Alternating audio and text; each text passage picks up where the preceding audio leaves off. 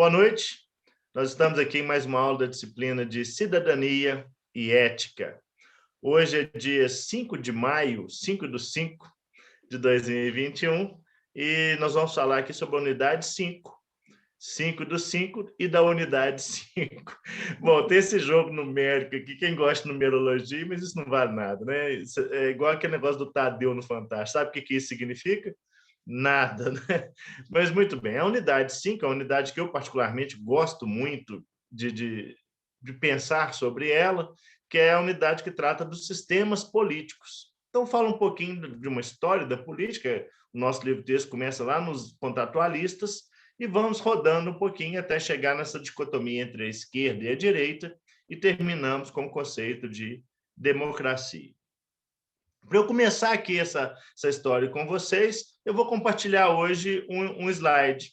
Eu vou só para a gente dar uma introdução do que é a política e sobre os sistemas políticos. E eu vou acrescentar dois autores que eu acho que são importantes, que não tem no nosso livro-texto, mas que eu acho que é importante para a gente compreender os sistemas políticos e, sobretudo, depois essa divisão entre a esquerda e a direita, que é o Maquiavel, que é o primeiro grande filósofo político, e o John Locke, que é o pai do liberalismo.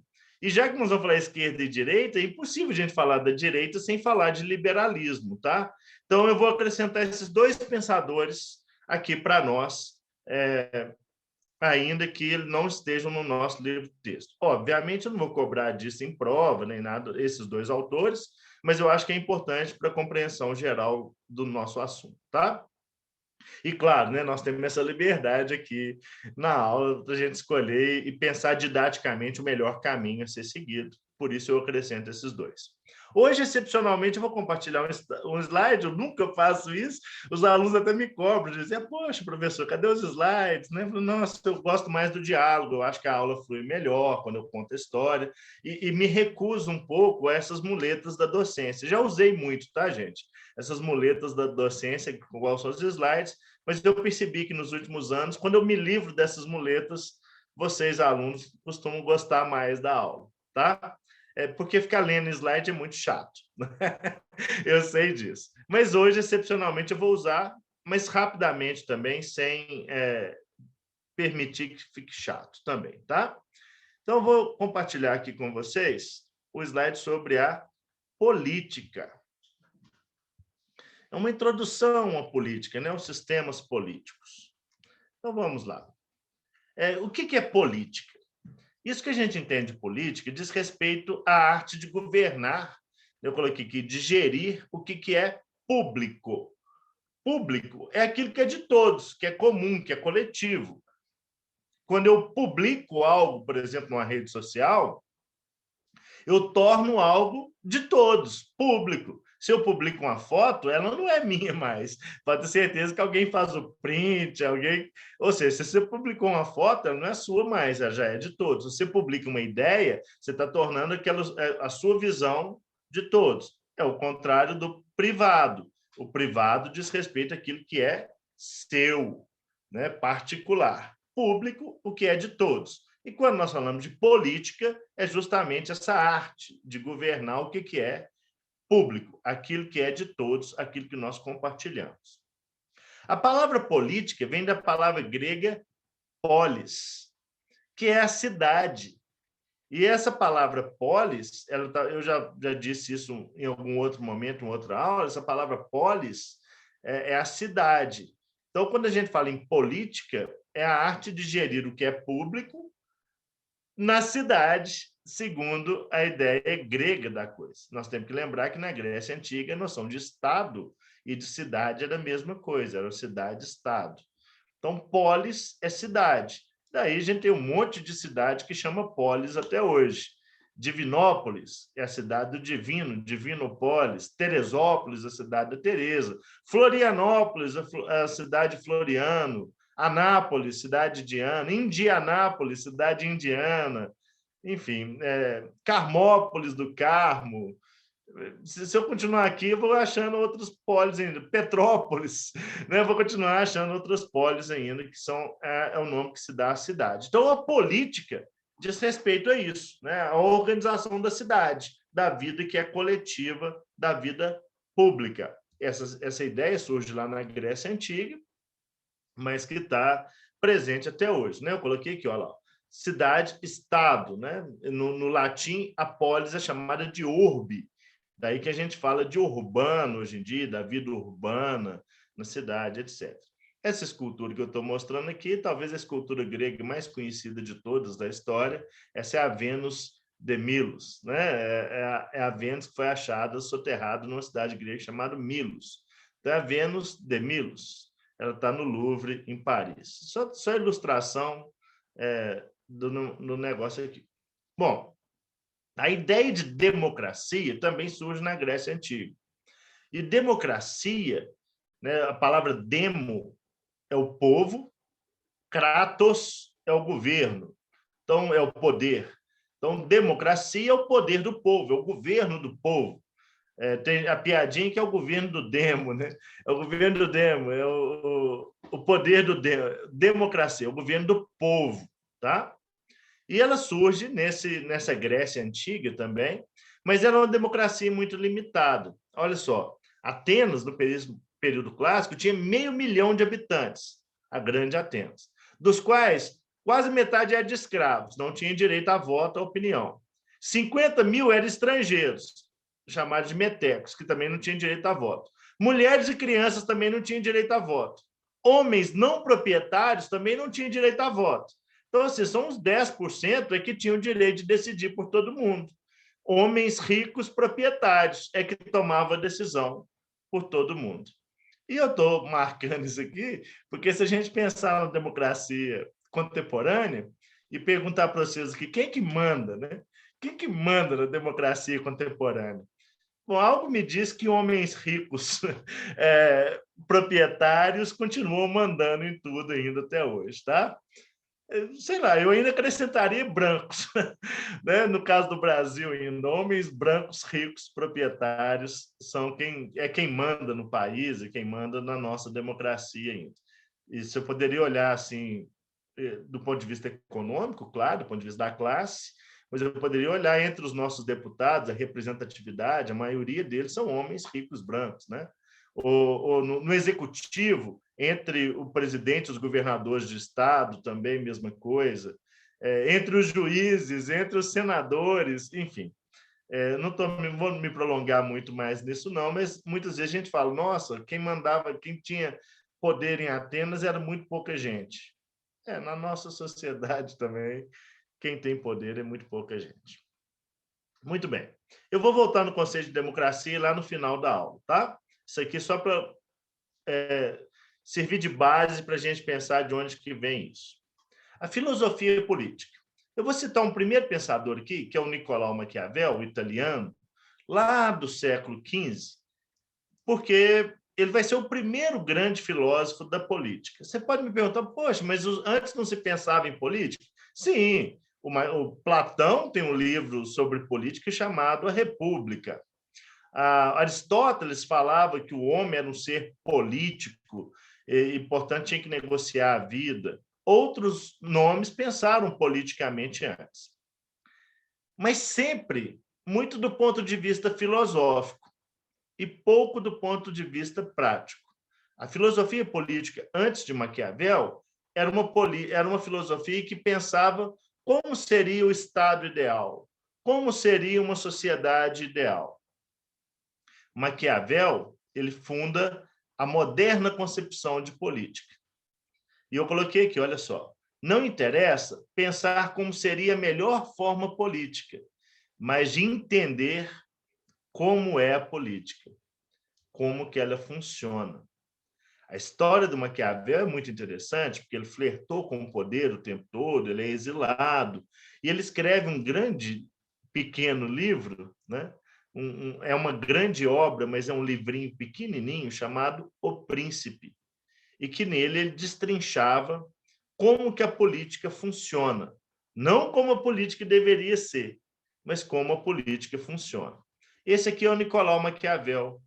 É uma das poucas imagens que nós temos dele.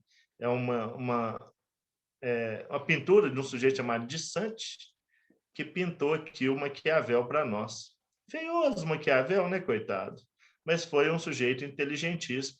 Ainda bem que a estética pouco importa. O que importa mesmo é a inteligência, o conteúdo. Ainda bem que salvou Maquiavel e salva muitos de nós como eu, assim. Então. Bom, a ideia dele era o quê?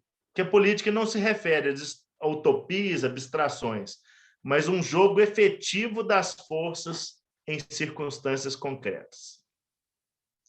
Olha só, o bom político é aquele que consegue identificar as forças do conflito, né? E nele atuar com eficácia. O que nós estamos falando aqui? Ele fala, olha, política não tem nada a ver com utopia, como seria a sociedade ideal, mas diz respeito a como que as pessoas agem numa determinada circunstância, como que essas forças são jogadas numa determinada circunstância. Isso é muito interessante para a gente pensar a política ainda hoje. Eu fico vendo assim a queda de braço, por exemplo, entre os três poderes no Brasil, o executivo, o legislativo e o judiciário. Toda vez que o executivo passa da conta, o judiciário chega e fala, opa, peraí, tem uma Constituição, né? E toda hora que o executivo quer executar alguma coisa, ele precisa do Congresso para aprovar as medidas provisórias, os projetos, esse tipo de coisa. Então fica esse jogo. Eu tenho que liberar a verba parlamentar para que os deputados votem de acordo com o que o governo quer, a oposição gritando de lá, ou seja, é um conjunto de forças, de interesses, lobby, e a sociedade civil pressionando, opinião pública, esse tipo de coisa, é um conjunto de forças e as pessoas agem de acordo com esse conjunto de forças. Então, o Maquiavel falou, o bom político é aquele que consegue identificar isso e atuar nisso com eficácia. Ou seja, ele consegue, de certa forma, impor sua vontade, exercer o poder dentro desse jogo de forças. Tem hora que vai conseguir, tem hora que não vai, né? Por exemplo. Mas esse jogo político, a gente sabe como que é complicado, ainda mais num país como o Brasil, por exemplo. E uma coisa que o Maquiavel traz e que vai definir todo o pensamento sobre a política depois, que ele vai falar o seguinte, os valores e as práticas políticas. Ele fala que os valores morais não são válidos para as ações políticas. Fala, olha, o campo da ética, dos valores, é um campo diferente da política. Por que ele está falando isso? Que a política é um campo próprio. Se a gente for pensar na ideia de política que está lá em Platão, ele imagina o seguinte, o político, o governante, ele tem que ser guiado pela ética, pelos valores, e tomar decisões éticas para sempre. O Maquiavel fala, olha, isso no papel é lindo, mas na prática, se o sujeito for ético demais na política, ele está no campo errado. Ele não consegue, de certa forma, exercer o poder quando ele está guiado por valores. E o próprio Maquiavel fala, olha, e os súditos, né, as pessoas, nós todos, queremos que os políticos sejam éticos, obviamente, sobretudo porque eles trabalham com o nosso dinheiro, o dinheiro do contribuinte. Mas que ele fala, o político é aquele que negocia segundo as forças em determinadas circunstâncias. Então, ele flexibiliza essas coisas. Né? O que são os valores, o que ele está seguindo, ele volta atrás em um determinado momento, no outro ele se impõe, esse tipo de coisa. Difícil, né? Mas isso já está lá no Maquiavel. A grande frase do príncipe, e pela qual o Maquiavel ficou conhecido, que na verdade é uma interpretação que se faz de uma parte do príncipe, que é essa que os fins justificam os meios políticos, ele visa um determinado fim, um determinado objetivo, e esse objetivo, para chegar lá, justifica os meios que ele vai tomar para chegar num determinado lugar. Né? Os fins justificam os meios. Então, muitas vezes, os meios são escusos para atingir um determinado fim, ou se justifica determinada coisa, né, pelo fim que eu quero atingir. Ou seja, nós precisamos salvar a economia. Então, nós somos contra o isolamento social em plena pandemia. Esse é um discurso atual no Brasil. O presidente da República falou isso hoje, tá, gente? Hoje, que ele pensa em baixar um decreto proibindo isolamento social, essas coisas aí. Ainda, bom, ele falou isso a pandemia inteira, né? Mas hoje ele chegou a falar isso também. Ou seja, ele quer salvar a economia, que é o fim, o objetivo que ele quer alcançar, e isso justifica ele, por exemplo, tomar uma decisão contra os órgãos sanitários, OMS, né, no momento que o Brasil vive crítico, né, da pandemia. Ele está pensando no fim, no objetivo, que justifique, por exemplo, esse tipo de atitude que ele toma, né? E essa noção, né, que o Maquiavel traz aqui, ele traz essa disputa aqui do Estado e no poder. Ele fala que a política é a ciência do Estado, né? A arte de governar, de exercer o poder via Estado. Então, ele falou, a política, para a política ser exercida, ela tem que... esse poder emana do Estado. Então, ele define o que é o... Aliás, antes de definir o que é Estado, né? Essa é uma frase sensacional do Príncipe, gente. Eu separei ela aqui porque eu acho que ela é bem interessante. Olha só. Ser amado ou temido? Creio que seriam desejáveis ambas as coisas.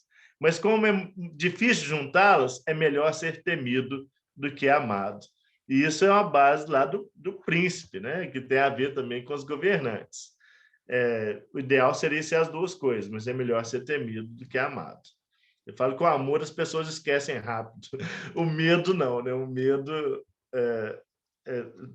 dura mais. Bom, na noção de Estado que eu estava falando para vocês, o que é Estado no final das contas? Quando a gente fala no Estado, a gente tem que pensar num território, num povo e na noção de soberania, ou seja, esse povo se governar. Aí nós estamos falando de um Estado. Isso é importante a gente definir aqui, porque a noção de Estado-nação se confundiu muito na nossa cabeça. Então, a noção de Estado e de país e de nação, para nós é tudo uma coisa só. O Estado brasileiro, o país brasileiro e a nação brasileira é tudo uma coisa só. Mas não necessariamente isso anda junto. A gente pode imaginar uma nação, um povo sem Estado? Sim, existe povo sem Estado. Por exemplo, os palestinos, não existe o Estado palestino. Os curdos é um povo sem Estado. Eu posso imaginar um povo sem Estado. Os judeus, até a criação do Estado de Israel, pós-Segunda Guerra Mundial, era um povo sem Estado também. Eu posso imaginar um território que seja multinacional, que tenham vários povos, várias nações no mesmo Estado? Posso. Mesmo território? Posso. A Espanha, por exemplo, ela é multinacional, né? Sei lá, se eu imaginar a Barcelona, né? Catalunha, né? A Catalunha, por exemplo, é um povo, o povo basco é outro povo, Andaluzia, outro povo, são nações, por exemplo, sobre o mesmo Estado, que é a Espanha, no mesmo território. E a noção de soberania. Porque se um Estado não tem soberania, se um território, um povo não tem soberania, ele não constitui um Estado. Pode ser, por exemplo, uma colônia. Imagina o Brasil quando era colônia de Portugal, antes da independência brasileira. Era um território com um povo, mas não tinha soberania. Quem mandava era Portugal, por exemplo. Então, não era um Estado na concepção política do que nós estamos falando. Então, quando falamos em Estado, é um território, um povo e a noção da soberania. Tá? Para o Maquiavel, a política tem a ver com o Estado. É justamente governar esse povo. Tem a ver com a soberania, tomar as próprias decisões. E tem a ver com a manutenção do território também, do mesmo jeito. Bom, o passo seguinte para a gente entender essa questão política surge nas noções do contrato social. A ideia de um contrato social. O nosso livro-texto começa daqui, tá? Do contrato social. Eu passei pelo Maquiavel antes e pela Grécia Antiga, porque eu acho que é importante os conceitos. Então, o que é a ideia do contrato social? Tem a ver também com o Estado, território, povo, soberania.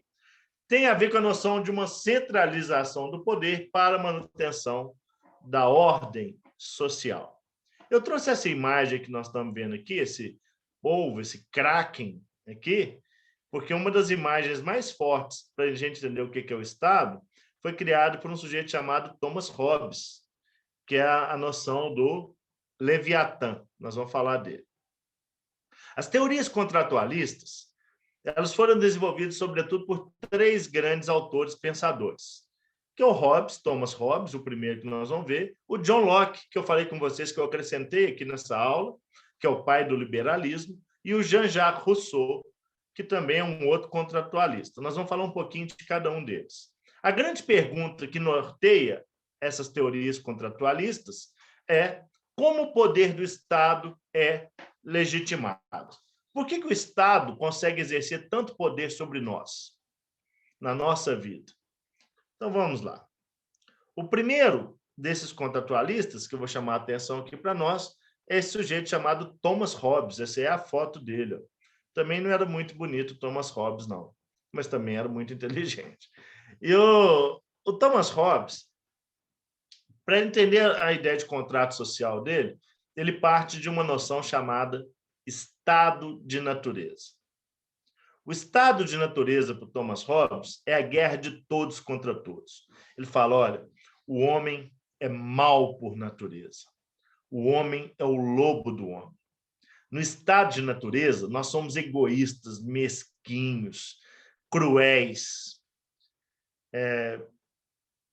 Nós estamos nem aí para os outros. Pelo contrário, eu enxergo o outro como o meu inimigo. É a guerra de todos contra todos.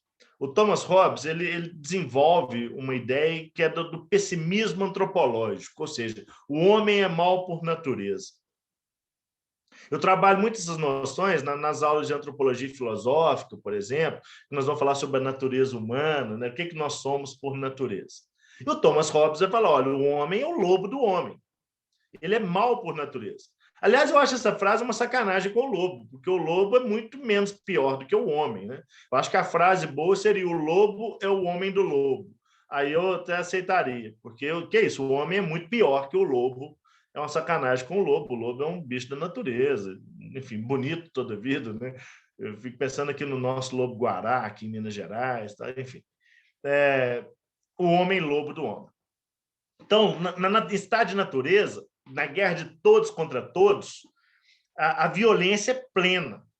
O homem quer matar o outro. Sempre que o homem se encontra no estado de natureza, ele é violento. Ele toma o que ele quer, a lei do mais forte. Ele é terrível, o homem em estado de natureza. É tão ruim, que as pessoas, os homens, começam a nem dormir de noite, né? Porque a qualquer momento pode chegar alguém aqui e me matar. O medo da morte violenta é terrível, ele atormenta o homem em estado de natureza, segundo Thomas Hobbes. Então, num dado momento, é estabelecido isso que a gente chama de contrato social. Os homens entram num acordo. Falam, olha, eu nem te mato e você também não me mata, não, beleza? Vão entrar num acordo aqui para que a gente não precise viver nessa paranoia. Mas o Thomas Hobbes fala que só é possível quando o homem cria esse contrato social e cede o poder ao Estado, ao governante, a alguém que tem um poder maior do que cada um individualmente. E ele cria essa imagem do Leviatã, esse monstro terrível. O Leviatã é um monstro bíblico, devorador de homens. E ele fala, olha, o Estado, para ele dar conta dessa guerra de todos contra todos, do homem lobo do homem, ele precisa ser pior que todos, ele precisa ser monstruoso, ele precisa ser um Estado tão violento, tão forte, que ele é capaz de sufocar o animal, é capaz de domesticar o animal em nós, domesticar o lobo, tornar o lobo um cachorrinho. Senta, deita, dá a patinha, fica quietinho. Domesticar o animal que existe em nós. Esse Leviatã, que é capaz de domar esse lobo, que é o lobo do homem. Né? Essa é a frase em latim, homo homini lupus, o homem-lobo do homem. O Leviatã, portanto, ele é muito forte. E essa ideia do Thomas Hobbes, aqui do homem-lobo do homem, é uma ideia que é muito presente ainda hoje. Quantas pessoas vocês conhecem, vocês aqui conhecem, que defendem a ideia de que o Estado precisa ser terrível, que tem saudade, por exemplo, da ditadura militar, quando as pessoas colocavam ordem na casa, quando o Estado colocava ordem na casa, quando o exército estava nas ruas, quando os comportamentos individuais eram massacrados por um Estado muito forte. As pessoas que têm nostalgia da ditadura falam, poxa, na ditadura não era essa bagunça que é hoje. As pessoas não viviam com tanto medo em suas casas, a sensação de segurança era maior, não existia tanta criminalidade, não tinha tanto bandido, tanto vagabundo, e não tinha essa história de comunismo nem nada disso, porque o Estado era muito forte. Quem defende, por exemplo, a ditadura ainda hoje, defende essa ideia de que o Estado precisa ser mais forte que todos nós. Nós vamos abrir mão da liberdade na ditadura? Sim, nós abrimos mão da liberdade pela segurança. Essa é a ideia bastante robesiana, é de um pessimismo antropológico muito grande. Hoje, o Brasil contemporâneo vive essa nostalgia de um Estado mais forte do que é, antidemocrático, né? Porque tem essa ideia também. O Estado robesiano é um Estado antidemocrático, é um Estado ditatorial, absolutista, o Estado mais forte que todos nós, os Estados totalitários, fascistas e assim por diante. Esse Estado que é maior que todos nós.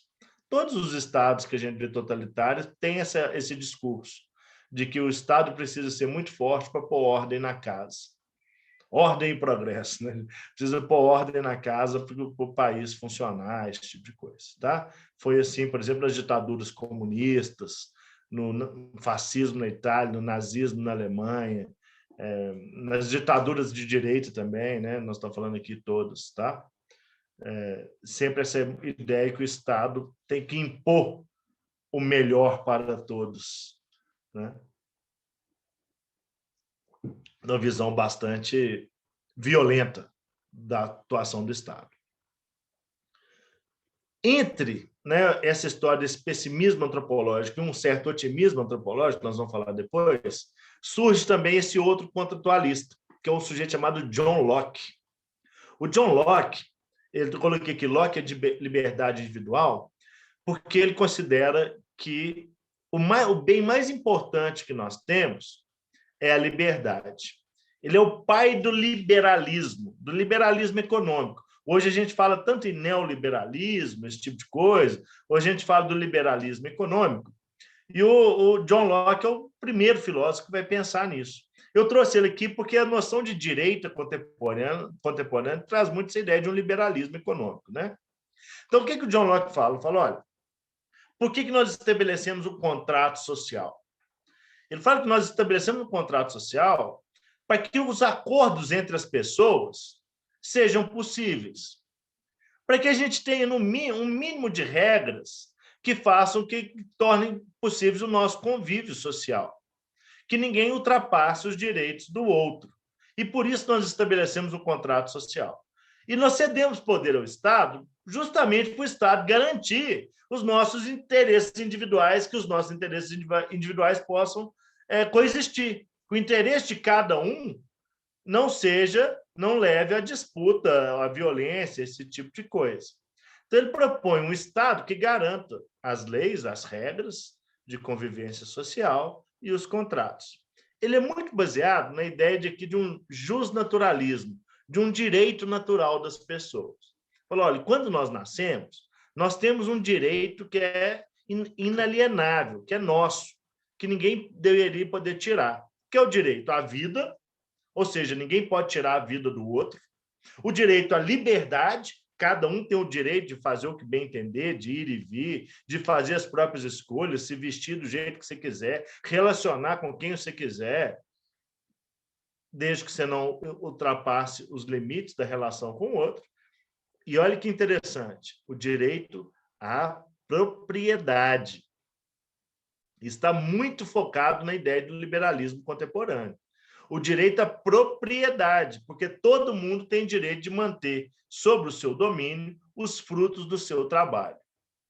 E o direito à propriedade, segundo John Locke, é o que garante, por exemplo, que as pessoas se movimentem para conseguir as coisas na vida. Uma vez que você conseguiu, ninguém pode lançar a mão disso. Então, nós temos o direito à vida, à liberdade e à propriedade. E o Estado existe para garantir o direito à vida, ninguém pode te matar, ser violento com você, a liberdade, ou seja, você tem a liberdade de agir diante da lei, né? Dentro da lei, dentro das regras, do jeito que você quiser, e a propriedade. E é interessante essa noção de liberdade dele aqui, porque é uma liberdade plena mesmo, viu, gente? Ele separa aquela história do que é o público, o que é privado, que nós já falamos aqui nessa aula, fala, olha, o Estado, cabe ao Estado definir as coisas que são públicas, de todos, as vias públicas, o trânsito, as relações contratuais, a cobrança de impostos, aquilo que é de todos. Agora, na vida privada, acabou, você é completamente livre na sua vida privada para fazer suas próprias escolhas. E é muito interessante pensar isso aqui, porque no Brasil contemporâneo também surgiu uma figura que é muito estranha, que o John Locke deve revirar no caixão, que é a história do sujeito que ele é conservador nos costumes e liberal na economia. Ou seja, do ponto de vista da economia, tudo ele é completamente liberal, as pessoas têm que ter liberdade e tudo mais, propriedade, essas coisas. Agora, do ponto de vista da vida privada, o Estado tem que interferir, né? Ou seja, é contra o casamento gay, é contra pautas identitárias, né? É contra que as pessoas possam transar com quem elas bem entenderam, acreditar no Deus que quiser, esse tipo de coisa. Assim. O John Locke deve revirar no caixão, porque ele fala, não, o liberalismo ele é completamente liberal, a vida privada, cada um cuida da sua.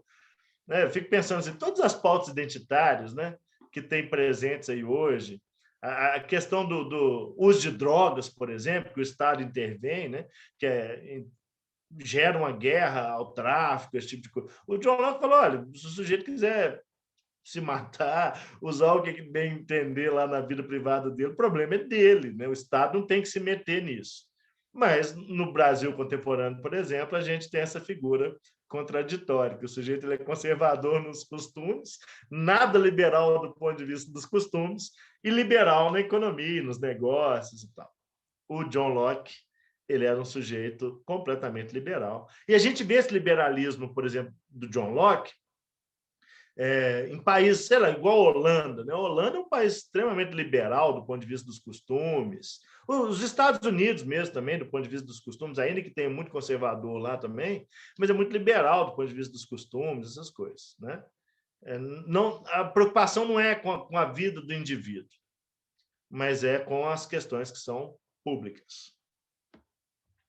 E o terceiro contratualista, que é muito famoso, é esse sujeito aqui, o Jean-Jacques Rousseau. Eu coloquei Rousseau e o Bom Selvagem, porque ele traz a ideia do bom selvagem mesmo. Qual que é a frase dele? Né? Assim, o homem nasce bom, a sociedade o corrompe. Ele é o contrário do Thomas Hobbes. Se o Thomas Hobbes ele era o pessimista antropológico, ou seja, o homem é mau por natureza, o homem é o lobo do homem, o Rousseau é o contrário disso. Fala, o homem é bom por natureza. Nós somos bons. É o bom selvagem, é o otimismo antropológico. Nada melhor do que o homem. O homem é bom por natureza. É a sociedade que o corrompe. O homem nasce bom, a sociedade o corrompe. Ele parte da ideia, fala, olha para as crianças, como elas são boas, inocentes, não têm muita noção de maldade. Olhe para os indígenas, como eles não têm nem noção de propriedade, de nada, como eles vivem em harmonia no meio do matinho. Falou, o que atrapalha o homem é a sociedade. Ele parte de uma premissa importante para definir esse otimismo antropológico dele. Ele fala, olha, a desigualdade entre os homens é que corrompe o homem. Ele tem um livro chamado A Origem da Desigualdade entre os Homens, que ele fala que a origem da desigualdade é a propriedade privada. Olha como é que ele está indo contra o Locke também, tá? Fala, olha, a propriedade privada é uma invenção do homem que corrompe o homem. Ela que está na origem da desigualdade. Aquele primeiro sujeito que cercou um pedaço de terra e falou, isso é meu, ele excluiu todos os outros homens daquela propriedade. E começa aí a gerar desigualdade. Se é meu, eu estou dizendo que não é seu, não é de mais ninguém, é meu. Aí ele fala que isso aí começa a corromper o sujeito. Primeiro, porque o sujeito que tem a propriedade, ele não só quer manter ela de qualquer forma, como ele também quer ampliar as propriedades que tem. E aquele que não tem a propriedade passa a querer ter aquilo também. Então ele fala, olha, as relações humanas começam a ficar corrompidas no momento que a propriedade supera as relações humanas. O dinheiro, o vil metal, a propriedade. Quanto mais você tem, mais você quer. E quanto mais você tem, mais você quer, menos o outro pode ter e pode querer. Então, você cria um conflito entre os homens, os proprietários e não proprietários, os que têm e os que não têm. Todo mundo que não tem quer ter, e todo mundo que tem quer manter à custa do outro não ter. Olha que coisa isso. Por que ele fala isso? Mas não tem como todo mundo ter? Fala, não tem como todo mundo ter, não. Porque se todo mundo tivesse, ninguém ia ter, entende o que ele está dizendo? Assim, o raciocínio dele. Se eu cerro um pedaço de terra e esse é meu, não tem terra para todo mundo, não. A outra pessoa vai ter que ir cada vez mais longe para ter um pedaço de terra e cercar também. Se eu quero ter uma coisa, necessariamente o outro não pode ter, segundo o raciocínio do Rousseau, tá, gente? Ou seja, para eu ter, o outro não pode ter. Ele fala, você quer ter uma mansão, né? Com piscina, jacuzzi, sauna, não sei quantas suítes, você quer ter isso, não quer ter isso? Para você ter isso, necessariamente precisa ter alguém que não tem isso para que possa lá construir isso para você. Porque quem tem isso não está lá batendo laje, não, né, gente? Não está lá batendo balde de cimento e fazendo tijolo para construir sua casa, não. Segundo o raciocínio do Rousseau. Tá, gente? Para alguém ter, o outro tem que não ter. Segundo o raciocínio dele. Logicamente, o Rousseau serviu de base esse pensamento para um monte de outros pensamentos que vieram depois dele, o socialismo, o comunismo, um monte de outras coisas também. Essa ideia que a propriedade privada é que corrompe os homens. E é interessante que nessa ideia do contrato social do Rousseau, ele fala que esse contrato social deveria ser feito a partir da democracia direta, né? Ou seja, cada um tem a voz de decisão nas coisas. Mas ele fala que o poder corrompe tanto a ideia da propriedade que quem toma a decisão não são todos, né? Quem tem a propriedade, assim por diante.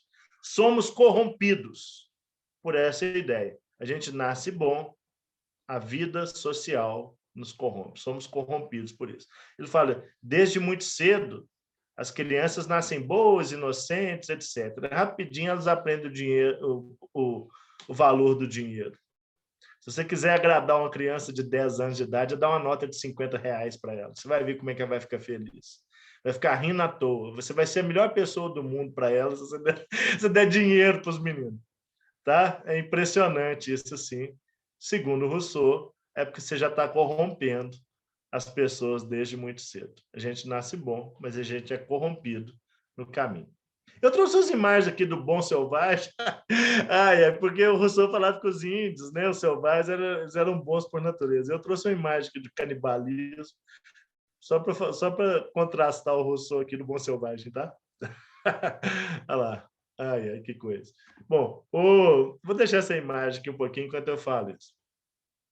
Na aula passada, que nós falamos do existencialismo, ou a aula passada, ou uma anterior, não lembro mais qual foi, nós falamos do existencialismo. Eu acho que o existencialismo ele resolve um pouquinho essa demanda filosófica. Tá? Nós somos bons por natureza ou maus por natureza? Diria o existencialismo, nem bom nem mal por natureza. A gente não é nada. A gente se torna o animal que a gente alimenta mais. Né? Ou seja, nós somos frutos das nossas escolhas, não de uma natureza. A gente não tem uma natureza. A existência precede a essência, não tem uma essência única em nós. Nós somos aquilo que nós nos tornamos. Nós não somos nem bons nem maus por natureza. Nós não somos nada disso. Nós nos tornamos maus ou bons a partir das escolhas que fazemos diante dos outros na vida social. Eu acho bonito o existencialismo e eu acho que ele resolve isso, tá? Sei lá, eu estou dando uma visão pessoal. Para mim, eu não sou nem hobbesiano, nem russoniano. Eu sou mais entre os existencialistas. Sobrepõe o animal que se alimenta mais em você. O lobo, depende do alimento que você dá para esse lobo aí dentro de você. Ele pode ser bonzinho ou pode ser um lobo terrível. Né? Bom, o Rousseau tinha uma visão positiva do Estado, né? O Estado, aliás, desculpa, as duas visões que estão aqui, a visão positiva do Estado, o Estado surge um contrato de uma necessidade, as pessoas criam um Estado, e a visão do Rousseau é uma visão negativa do Estado, o Estado como instrumento para manter os interesses, né? E a desigualdade entre os homens. Tá? O momento seguinte aqui, para a gente seguir aqui nessa aula sobre política, é essa questão que aparece para nós aqui entre esquerda e direita. O que é esquerda e direita? De onde é que vem isso, esquerda e direita? Gente, a explicação para a gente chamar de esquerda e direita é até banal. Eu coloquei aqui, ó, durante a Revolução Francesa, né, após a Revolução Francesa, as pessoas instituíram a Assembleia Nacional Constituinte, lá na França. E a Assembleia Nacional Constituinte na França, as pessoas simplesmente se dividiam entre dois grupos no parlamento. Tinha um imenso corredor na frente, tinha as pessoas que se sentavam à esquerda e as pessoas que se sentavam à direita. Os conservadores da partidários do rei sentavam à direita na Assembleia, e os progressistas a favor da República sentavam à esquerda. Republicanos e monarquistas. Os jacobinos, né, que eram os mais radicais, que queriam transformar a sociedade como um todo, se sentavam à esquerda. Os girondinos, que eram mais, como é que eu vou dizer assim, mais moderados, a palavra é essa, né, que queria ainda manter privilégios e poderes da nobreza, se sentavam à direita. Daí surgiu essa ideia do que é esquerda e o que é direita. A esquerda se sentava à esquerda e a direita, os que se sentavam à direita. E assim, né, os da esquerda eram os revolucionários, queriam cortar a cabeça de todo mundo, queriam derrubar a nobreza, assumir o poder naquela sociedade, e os girondinos eram mais pacíficos, mais conservadores, mais preocupados com a sociedade, manter a ordem social, esse tipo de coisa. Tá? Aí, assim, a gente pode pensar, tá? Antes de mostrar o diagrama de novo. Porque como que isso passou na política desde então? Isso vem lá da Revolução Francesa, mas acabou significando grupos que têm ideias diferentes a respeito das ideias políticas. As pessoas da esquerda geralmente têm ideias que o Estado precisa cuidar da população, cuidar dos mais pobres, dividir a riqueza, políticas públicas voltadas para o bem-estar da sociedade como um todo. Tem uma visão mais coletivista, universalista, talvez. As pessoas da direita são pessoas mais liberais, que acham que cada um deve cuidar de si, uma liberdade mais individual. Cada um precisa cuidar de si. As pessoas são desiguais por natureza. Então, o Estado não tem o dever de ficar cuidando de todo mundo, né? De passando talquinho no bumbum das pessoas. O Estado tem que cuidar de outras coisas. O Estado tem que ser mínimo, deixar o capitalismo acontecer, os negócios acontecerem, os contratos acontecerem, a circulação livre da sociedade. As pessoas, algumas vão se tornar ricas, outras vão continuar pobres, alguns vão quebrar, outros vão melhorar de vida e assim por diante. A direita tem uma visão mais individualista, parte do indivíduo para o todo. A esquerda tem uma visão mais coletivista, parte do todo para o indivíduo, ou seja, a gente cuida da sociedade, de tudo, e depois os indivíduos vão sobressair disso aí. A outra visão fala, não, olha, se cada um cuidar de si, nós vamos ter uma sociedade melhor, né? Enfim, a gente tem a ideia do que é o centro. O que é o centro? São pessoas, por exemplo, a social-democracia, que está mais no centro, que se preocupa mais, ou seja, nós precisamos de políticas públicas para cuidar do povo, dos mais pobres, dos mais necessitados, ao mesmo tempo um Estado liberal, democrático e capitalista, por exemplo. As noções de esquerda e direita estão muito ligadas a esse conjunto de ideias. Alguns vão defender pautas mais coletivistas, outros mais individualistas. Por que a esquerda se tornou essa história dos movimentos sociais, das pautas das minorias, desse tipo de coisa? Porque são pessoas que querem que a sociedade cuide de questões que dizem respeito a determinadas pessoas. Sei lá, o que entra no guarda-chuva da esquerda hoje? Movimento ambientalista, feminista, movimento gay, movimento sem terra, sem teto, antirracista, todos esses movimentos sociais que nós estamos falando aqui entram no guarda-chuva da esquerda, por quê? Porque são pessoas que estão buscando ampliação dos direitos na sociedade, mais pessoas tendo direito às coisas, etc. E por que a direita, a chamada direita, vai combater isso? Porque falou, olha, que isso não é assunto para o Estado cuidar. O Estado não tem que estar preocupado com esse tipo de coisa. O Estado tem que fazer as coisas funcionarem, tem que cuidar de segurança, etc. Né? Ou seja, eu não preciso me preocupar com isso. A economia é o principal. Se cuidar dos negócios, deixar os negócios fluírem, vai ter mais emprego, mais gente ganhando dinheiro, mais gente tendo acesso a tudo, e deixa o negócio fluir, mais mercado consumidor, mais gente ganhando dinheiro, e é assim que funciona.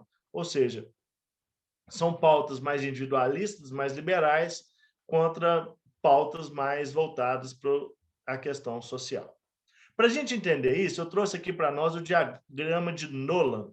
Nolan é um pensador americano, norte-americano, que ele desenhou um diagrama assim, para a gente pensar um pouquinho o que é a esquerda e a direita. Está aqui em inglês, mas nós estamos vendo, né? Aqui esquerda, aqui direita. E aqui o centro. Aí ele fala o seguinte, olha, aqui do ponto de vista pessoal, né? E aqui do ponto de vista econômico. Então a gente está falando, olha, os extremos, do ponto de vista da esquerda, do ponto de vista dos costumes, a esquerda é mais liberal, a direita é mais conservadora. Do ponto de vista político, né? Nós estamos falando aqui dos libertários. Os libertários, a gente pode pensar aqui que são os anarquistas, os mais liberais que a gente pode pensar. O liberalismo ao extremo, os libertários. Pessoas como Lysander Spooner, que pregavam, inclusive, o fim do Estado, anarcocapitalismo, esse tipo de coisa. Tá? Ou seja, é liberalismo absoluto, total. E embaixo aqui nós estamos vendo o autoritarismo, que são esses regimes que culminam em ditaduras, esse tipo de coisa também. Então, ele falou o espectro entre a direita e a esquerda, ele está envolvendo isso tudo. Você pode imaginar uma esquerda mais liberal ou uma esquerda mais autoritária, sei lá, Cuba, né, que é uma esquerda totalitária. Ou você pode pensar uma direita mais liberal, Holanda, sei lá, ou uma direita mais conservadora. Aí eu posso pensar no fascismo italiano, por exemplo, as ditaduras de direita, Pinochet, etc. Olha aqui, por exemplo, outra ideia que eu trouxe aqui para nós do diagrama de Nolan, né? Nós temos aqui o centro, né? E de um lado aqui a esquerda, do outro lado a direita. Se a gente imagina aqui o centro, aqui é a liberdade pessoal, liberdade econômica, a questão da intervenção do Estado na economia e a intervenção na vida pessoal das pessoas, né? Na questão conservadora como é que eu falei?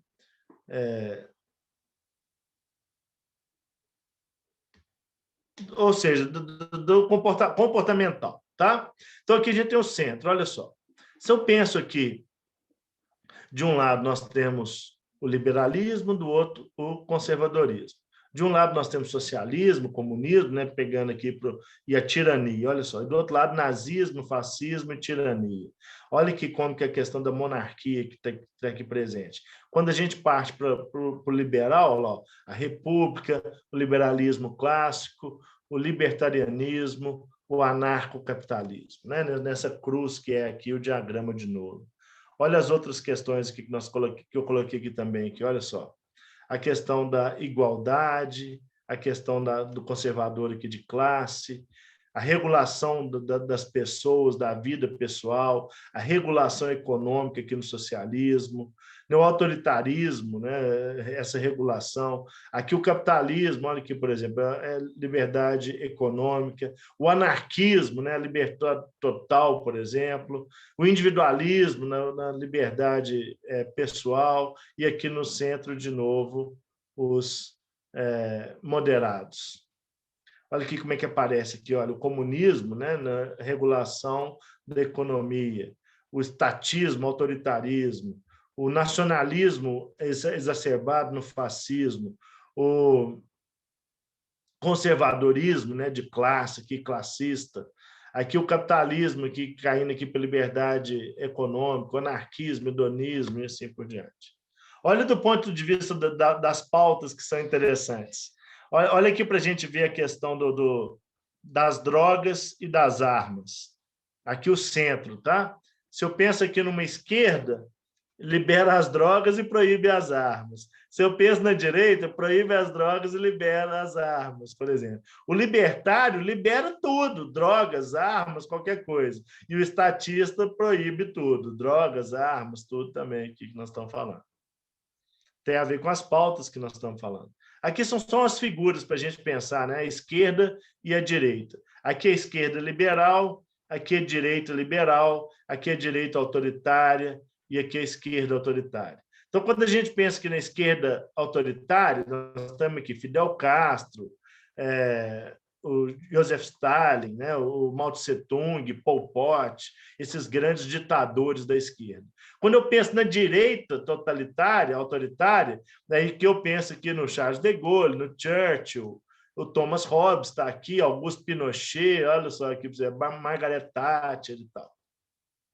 Se eu penso numa esquerda liberal, aí eu tenho aqui o Gandhi, Noam Chomsky, Nelson Mandela, tá vendo esses caras aqui? E se eu penso numa direita, né, mais liberal, eu tenho aqui o Popper, Karl Popper, Adam Smith, né, essas pessoas aqui, mas nós estamos vendo aqui, ó, a Anne Reid, né, que é aquela autora do liberalismo e tal também. Olha aqui também, left right, né? Olha a direita conservadora. O que significa que as pessoas tenham direitos humanos, né? Aí aqui, o que você pensa?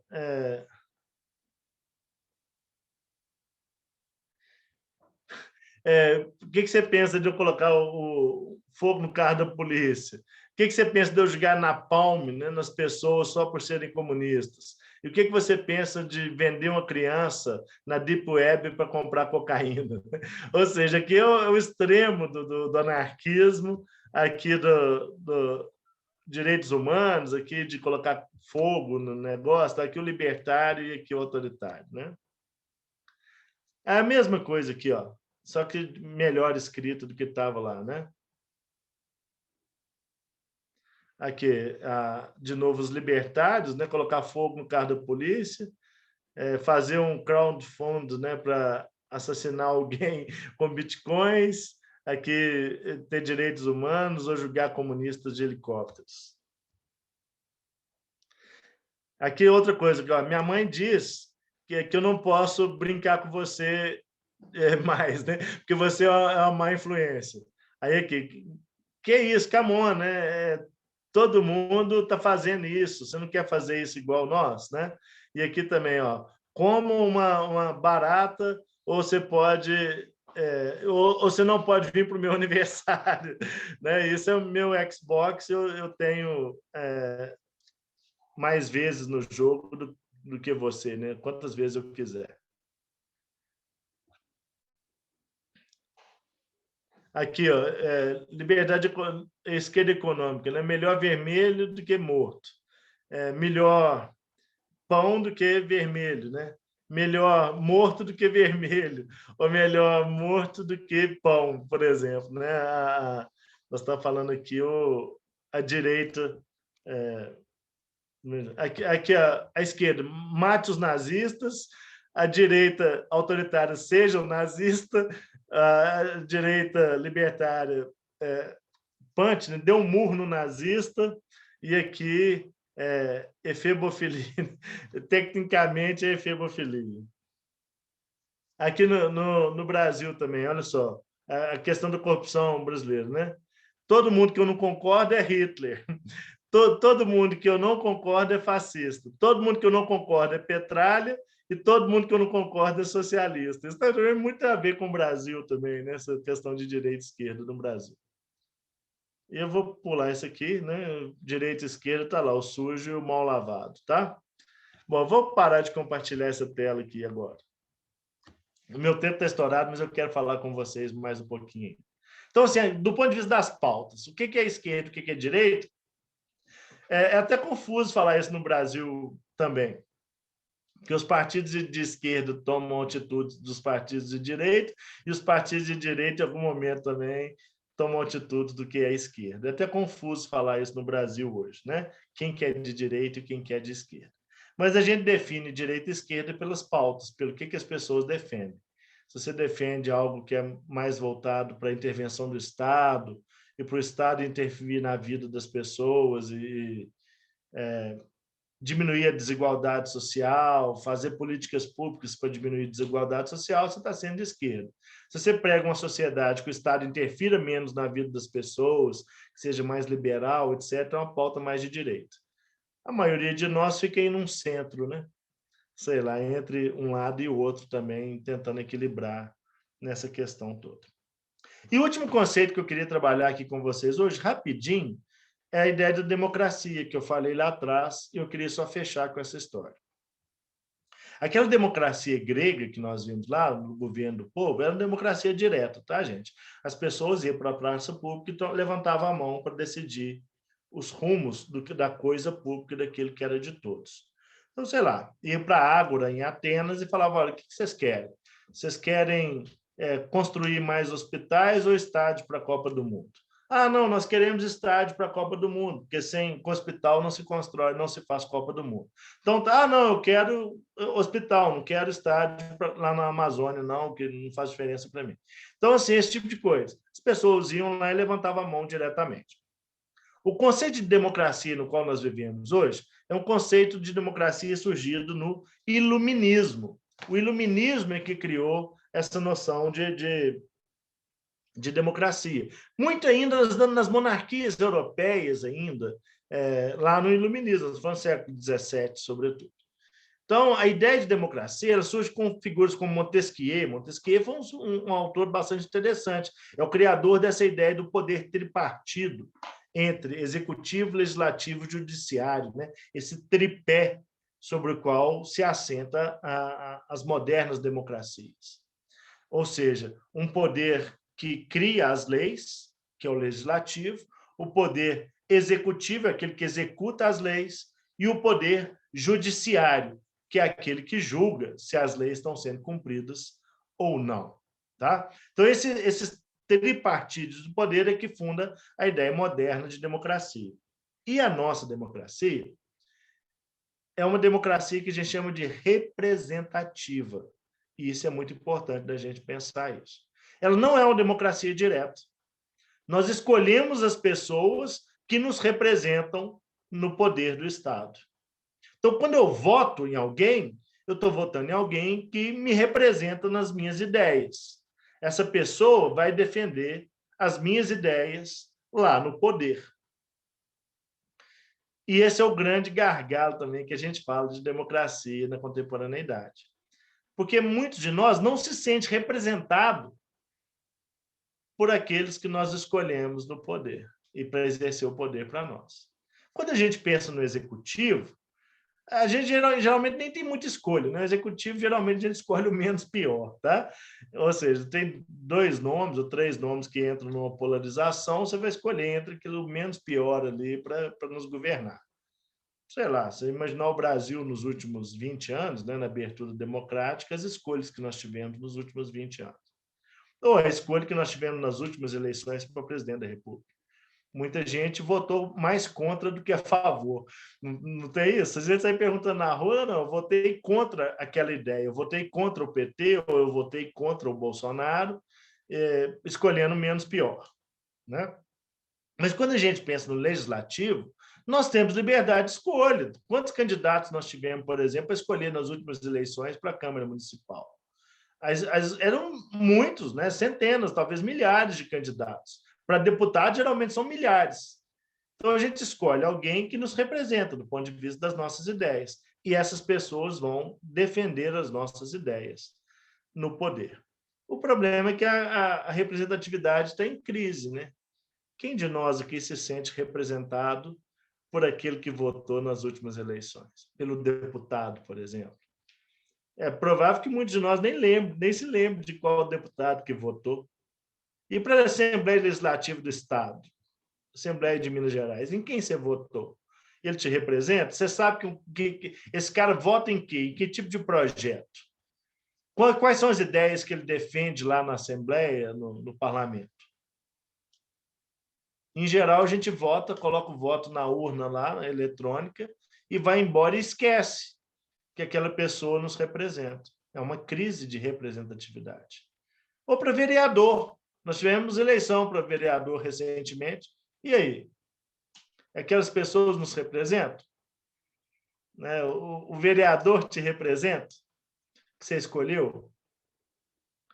Por exemplo, você sabe com que tipo de projeto que ele vota, se ele vota nos projetos que o prefeito manda para a Câmara, se não vota, e como que ele se posiciona, que tipo de ideia que ele defende. Nós transmitimos o poder para os outros através do voto, sem acompanhar o que essa pessoa representa da gente lá. É uma crise de representatividade, é uma crise de democracia que nós vivemos. Tem um autor contemporâneo, em inglês, chamado Colin Crouch, que ele traz uma ideia que é muito dura, muito pesada, que ele fala uma ideia de pós-democracia, que nós vivemos uma era da pós-democracia, ou seja, nós não temos nem democracia mais, porque nós matamos a democracia no momento que a representatividade entrou em crise. A gente vota segundo grupos de WhatsApp, segundo os algoritmos mandam as coisas para nós, segundo ideias que são julgadas no ar, e assim a gente perde a representatividade. Bom, mas no final das contas, eu vou citar aqui uma frase do Churchill, tá? Que a democracia é o pior dos regimes, excetuando todos os outros. Né? Ou seja, não tem nenhum outro tipo de regime político, de sistema político, que seja melhor do que a democracia. Né? Porque a democracia nós temos a chance não só de votar de novo, de escolher de novo os nossos representantes, mas como nós também temos o direito de ter choques de ideias, de ter ideias contrárias colocadas na mesa, e de ter a negociação do futuro do país colocado na mesa. Por mais que a gente não se sinta representado, por mais que a democracia possa estar em crise, nós pensamos que a gente pode pensar por si mesmo, que a gente pode ter ideias contrárias e que, de tempos em tempos, nós podemos ir lá e escolher de novo quem é que vai nos representar e quem é que vai nos governar. Né? O fato da gente poder ter ideias contrárias é maravilhoso na democracia. Porque se eu pensar na monarquia, é a vontade do rei. Se eu pensar na tirania, é a vontade do tirano. A ditadura, o ditador decide por todos nós. A democracia, nós temos voz. Né? Por mais que a representatividade seja difícil. Nós podemos ter ideias contrárias e lutar por elas, o que é o mais maravilhoso na democracia. Ufa! Hoje eu estourei o tempo com força, né? Mas eu agradeço aqui a presença de vocês, viu, Sérgio, Priscila. Gosto muito dessa aula, de discutir essas coisas, gosto muito de discutir essas noções com vocês. Acho que é importante, né, que a gente tenha essas noções em mente, para que a gente faça escolhas melhores e construa um país melhor do que o que nós temos. Né? Bom, vou parar a gravação aqui.